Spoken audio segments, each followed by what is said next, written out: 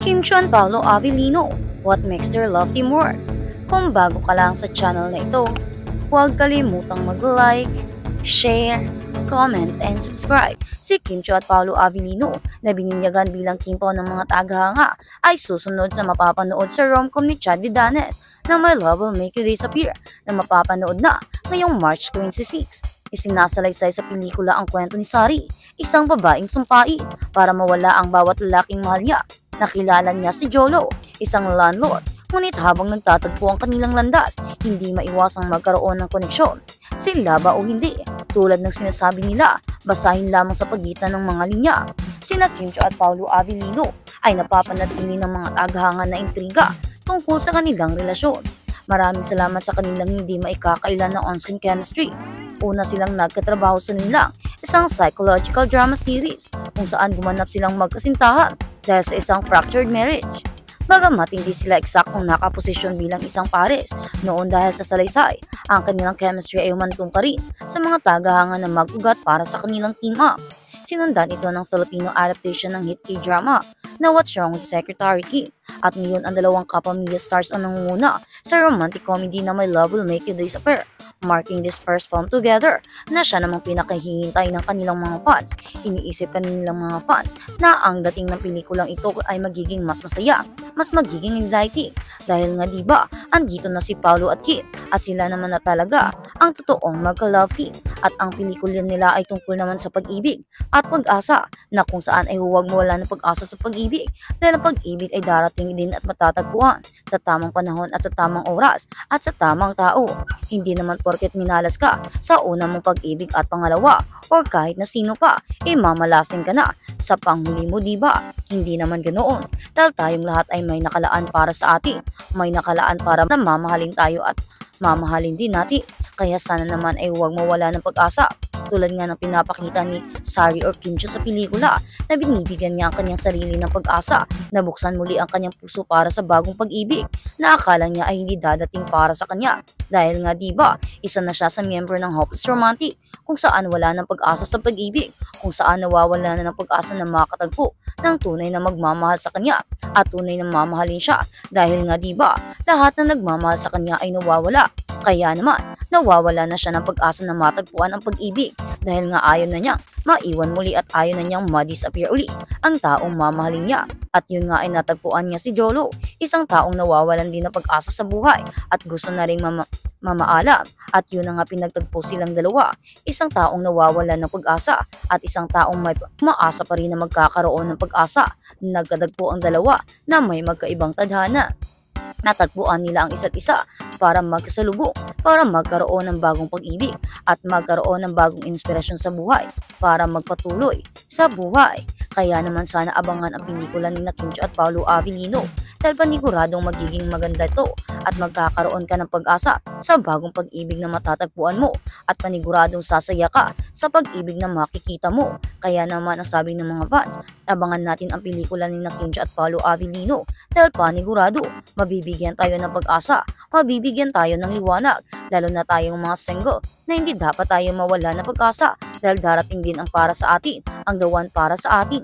Kaya naman, hindi natin alam, baka pagkatapos ng pelikula or doon sa pelikula, matatagpuan natin sila. Kaya naman abangan na natin sa sinihan, baka doon na ang forever natin, tulad ng Kim Pao. Mula sa pagiging co-stars hanggang sa pagiging mapagkakatiwalaang scene partners, mas napag-usapan ni Kim Chu at Paolo Avellino kung paano umundad ang kanilang on and off-screen relationship sa paglipas ng panahon sa isang panayam sa star kamakailan. Sumang-ayon si Kim sa obserbasyon ng papel na ito na hindi sila masyadong close nung una. Silang nagsimulang magtrabaho sa linlang, Paolo Kim. And I think it's the same thing. Maybe people notice, syempre, habang nakakatrabaho mo ng mas matagal yung isang tao, mas nakikilala mo siya. So I would say na mas kilala na namin yung sarili namin. At the same time, we've grown more comfortable with each other. Ibinahagi ni Kim ang damdaming ito at ibinahagi ko paano natural na lumalim ang kanilang professional na relasyon. From Linlang until now, I think we're growing as actors. We've also become friends. Mas naging close kami. Pagkarating sa mga eksena, mas nagiging komportable kaming dalawa. Mas napapag-usapan namin kung ano ang dapat namin gawin at kung saan kami komportable at hindi magaling. Para napag-uusapan na namin parang mayroon na kaming connection na kung saan alam na namin sa isa't isa kung ano ang hindi kami komportable at saan kami nahihirapan. Talagang tinutulungan namin ang isa't isa. Talagang ginagawa naming strength yung isa't isa. Nagtutulungan kami for the better work para maging maayos at successful yung projects at yung pelikula. Dahil yun naman talaga ang purpose namin, to produce a pelikula na maganda, to produce a pelikula na sobrang effective, sobrang successful, kasi makaka-apekto din ito sa career namin at sa pag-a-acting skills namin kung hindi namin ito magagawa ng tama. Kaya naman, for the past few years na dumaan sa mga araw, yun nga, natutunan na naming maging komportable sa isa't isa at sabihan kung ano ang hindi namin alam kung saan kami nahihirapan. As for Paulo, napaka-attentive niya sa mga part na nahihirapan ako. Alam na alam niya talaga kung saan part ako nahihirapan at alam na alam niya talaga kung anong nangyayari sa akin. Dahil kapag nakikita niya ay go agad, sasabihin niyang stop muna, nahihirapan si Kimi. Kaya ayun naman, sinasabi niya talaga kung saan ako nahihirapan at nakikita niya talaga kahit hindi ko nasabihin. Parang we built a chemistry agad, diba? Kaya naman mas nagiging komportable ako pag si Paulo ang kasama ko. Naging mapaglaro ang Kim Paul sa isang motor para sa kanilang ABS-CBN Star Cinema. Nagkaroon kami ng rapport kahit hindi namin sasabihin na, "Oy, ako na to," parang naiintindihan na namin ang isa't isa. Bago pa man sila maging komportable sa isa't isa, nagkaroon ng mga unang pananaw sina Kim Chiu at Paulo Abilino sa isa't isa. At ilan sa mga ito ay naging medyo naiiba sa realidad. Oo, yung pinakaunang nakakahiya talaga kay Paulo. Nakakatakot, oh. Naalala ni Kim ang pakiramdam nung una ay nakakatakot talaga at nahihiya sa kanyang leading man.